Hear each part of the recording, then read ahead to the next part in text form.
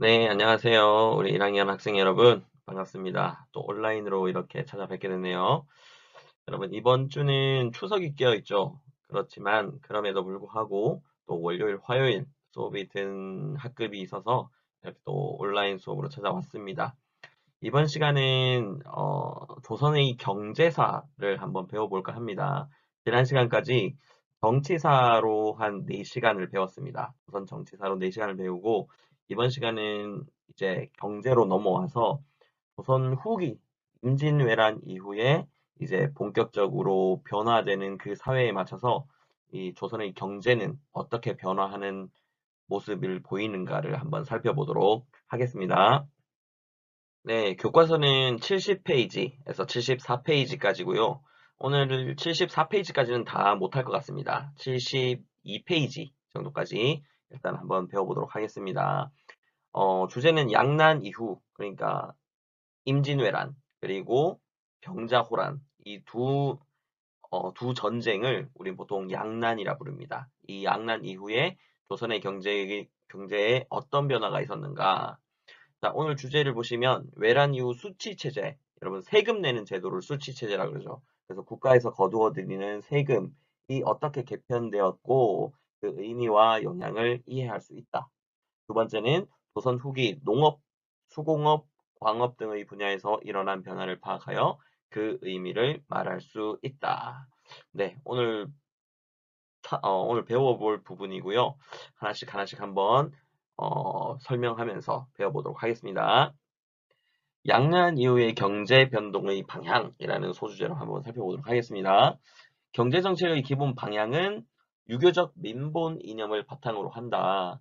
여러분, 유교 사회에서는 백성이 근본이다 라고 하는 그 이념에 의해서 백성들의 산업을 이제 보호해주고 또 그들이 잘 살아갈 수 있도록 경제를 뒷받침해주는 역할을 국가가 한다라고 하는 것이 바로 유교적 민본 이념입니다. 그래서 백성들이 주 산업이라고 할 수 있는 농업을 크게 진흥시키고요. 그래서 농업을 하는데 많은 세금 혜택이나 여러 가지 혜택을 주는 그런 방향으로 농업을 진흥하고, 반대로 상업과 공업은 이제 국가가 통제하면서 그 산업이 발전하지 못하도록 이렇게 억제하는 그런 방향으로 경제 정책을 이끌어 갑니다.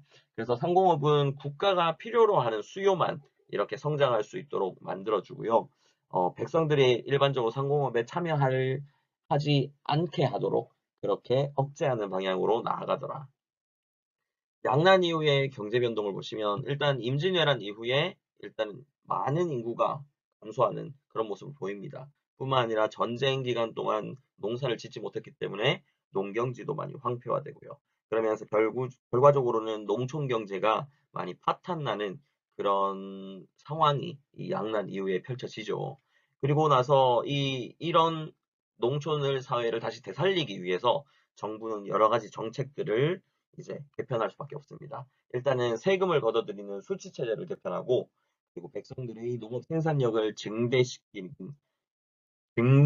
위한 그런 방향으로 나아가죠. 뿐만 아니라 백성들이 농업뿐만 아니라 상공업에도 이제 진출해서 활동할 수 있는 그런 상황으로 이제 변해가기 시작합니다. 정부는 이제 상공업의 통제를 어느 정도는 풀어주면서, 그렇게 되면서 이제 여러분 우리가 알고 있는 상품 화폐 경제, 여러분 상거래가 활발하게 벌어지면서 이제 시장에 내다 팔 수 있는 여러 가지 상품과 또 그것들을 물물 교환하는 게 아니라 교환할 때 좀 더 편리하게 하기 위한 화폐 경제가 발달하는 모습이 조선 후기에 나타나기 시작합니다. 네, 조선 후기에 나타나기 시작하는 새로운 뭡니까? 네, 수치체제. 개편된 수치체제가 바로 대동법입니다. 대동법은 여러분 일단 백성들이 국가에다가 내는 세금 가운데 이 공납이라고 하는 그런 수치체제가 있었습니다. 수치제가 있었어요. 요 공납 같은 경우는 집집마다 그 집의 어떤 재산 상황이나 뭐 잘 살고 못 살고의 그런 유무에 상관없이 그냥 집집마다 그 지역 토산물, 특산물이라고 보시면 됩니다. 특산물을 그 집집마다 똑같이 균등하게 징수하는 그런 제도가 바로 공납이었는데요. 임진왜란 이후에 굉장히 백성들의 삶이 힘들어졌기 때문에 집집마다 공납을 걷는다는 것 자체가 불가능합니다. 그러다 보니까 이제 좀 더 살고 있는 뭐 토지 보유량이 많은 그런 사람에게 이제 그 세금을 조금 더 내게 하는 대동법을 실시하게 되는 거죠. 그래서 공납을 전세로 전환해버리는 토지를 가지고 있는 지주들이 또 세금을 내게 하는 이런 대동법이 만들어지게 됩니다. 결국은 토지 보유량이 많으면 많을수록 더 많은 세금을 내고 없으면 세금을 내지 않아도 되는 그런 대동법이 만들어지게 되죠. 토지 보유량에 따라 쌀과 삼배, 무명, 동전과 같은 것으로 이제 징수하게 됐다. 결국은 점점점 현물에서 화폐 개념의 어떤 세금으로 나아가고 있다는 걸 볼 수 있습니다. 결과적으로는 지주, 땅 주인들의 부담은 증가하고 농민의 부담은 땅을 가지고 있지 않는 농민들의 부담은 감소하게 되죠. 이 결과 어떤 영향을 또 미치게 되는가? 이제 토산물로 어떤 공납을 이제 화폐로 거두니까 쌀, 삼배, 무명, 동전 요건 다 화폐입니다. 이 당시에는 그래서 화폐로 거뒀기 때문에 어떻게 다시 이걸 현물로 살 수 있는 국가에서 필요로 하는 그런 현물들, 토산물을 살 수 있는 공납상인, 공인이라고 하는 새로운 상인 계층이 등장하고요. 뿐만 아니라 농민들이 이제 토산물을 공납으로 내지 않아도 됐기 때문에 그 토산물을 농민 스스로가 이제 판매하게 되면서 조선 후기에는 상품 화폐 경제가 발달하는 모습을 보이게 됩니다. 네, 두 번째는 영정법이라고 되어 있는데요. 뭡니까? 전세를 흉풍에 관계없이 1결당 4에서 6두를 징수하게 했다.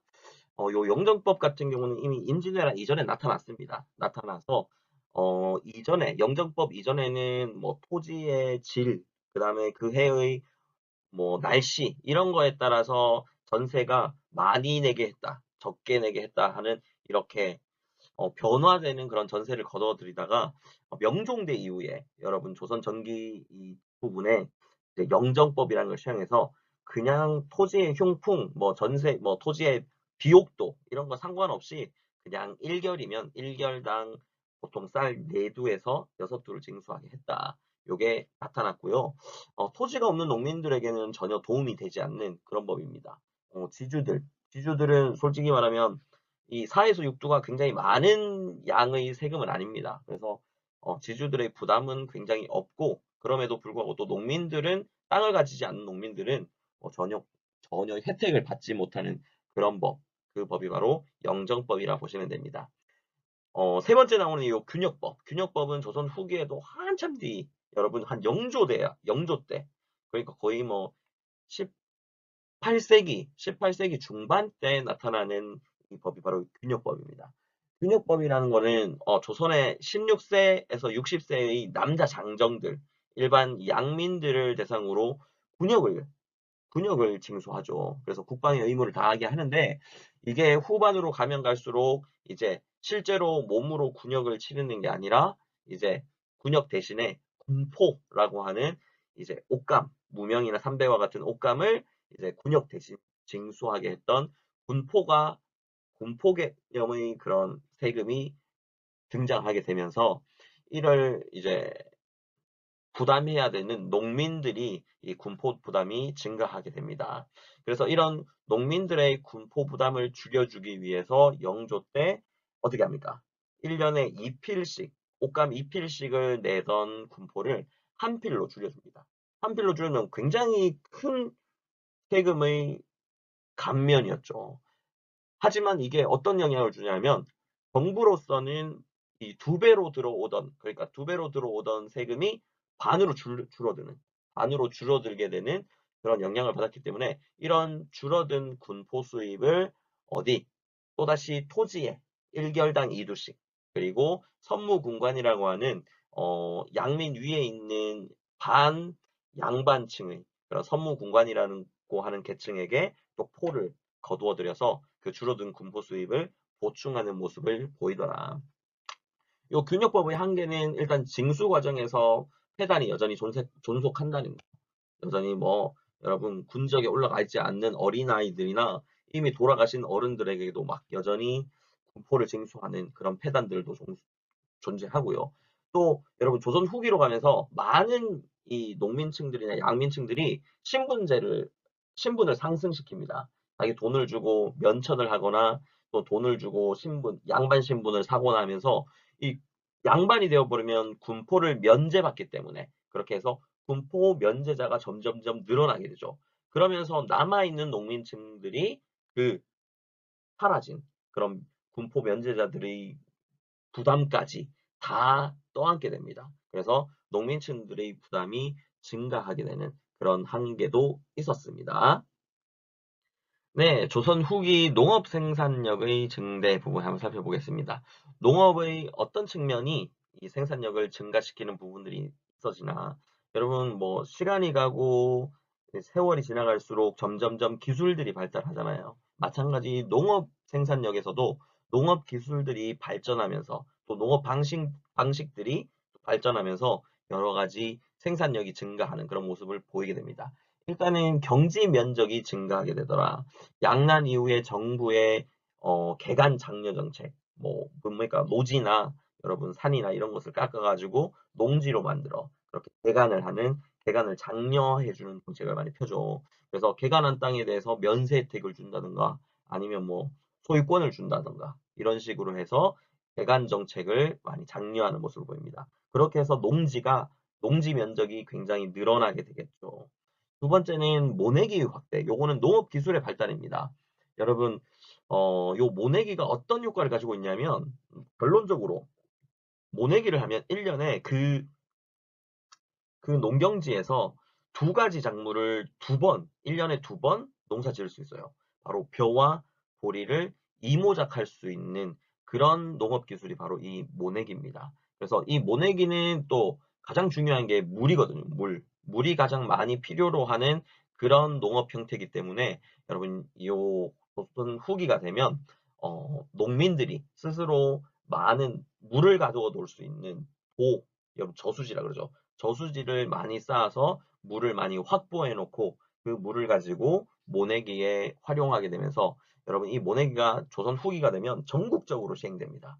그만큼 많은 저수지들이 만들어졌고 이 모내기는 뭐 여러분 모심기 요것들이 뭐 이루어져야 됐기 때문에 그리고 또 이 모내기를 한번 해놓으면 여러분 이 논을 관리하기가 그렇게 어렵지 않습니다. 그래서 노동력이 굉장히 감소하고 뿐만 아니라 아까도 말했지만 벼와 보리 이모작이 가능하기 때문에 수확량도 2배로 증가할 수 있죠. 그래서 이런 것들을 통해서 또 뭡니까? 농업 생산력을 증대시키더라. 세 번째는 광작입니다. 광작. 광작은 뭐냐? 넓은 땅을 경작한다라는 의미죠. 광작은 일단은 여러분 모내기로 절감된 노동력뿐만 아니라 여러분 토를 이용한 경작 이게 또 활발하게 진행되면서 결국은 뭡니까? 농민 1인이 경작할 수 있는 경작지가 굉장히 늘어나게 됩니다. 이렇게 되면 어떤 일이 벌어집니까? 한 사람이 경작할 수 있는 농지가 늘어나게 되면 원래 기존에 있던 농민들은 땅을 잃어버리게 되죠.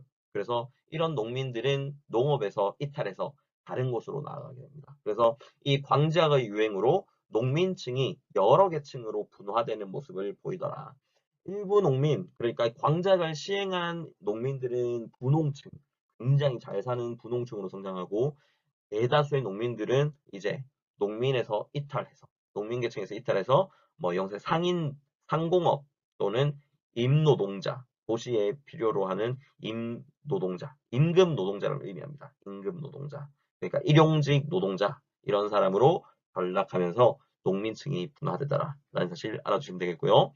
또 이 농업이 이제는 그냥 먹고 살기 위한 그런 농업이 아니라 시장에 상품을 팔 수 있는 그런 상업적 농업의 형태로 발달하는 모습을 보이게 됩니다.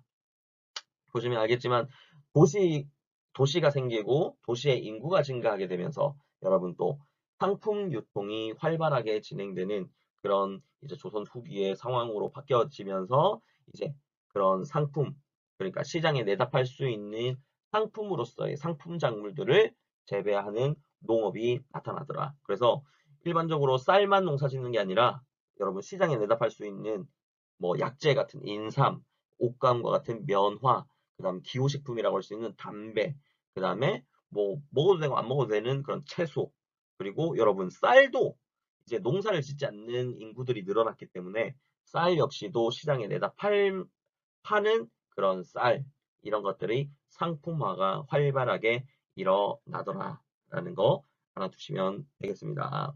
여러분, 네, 이번 주 수업은 여기까지 하겠습니다. 추석 잘 보내시고요. 다음 주 여러분도 오실 때 교과서 꼭 챙겨 오시기 바랍니다. 다음 주 한국사 등교 수업 시간에는 수행평가를 보도록 하겠습니다. 네, 수고하셨습니다.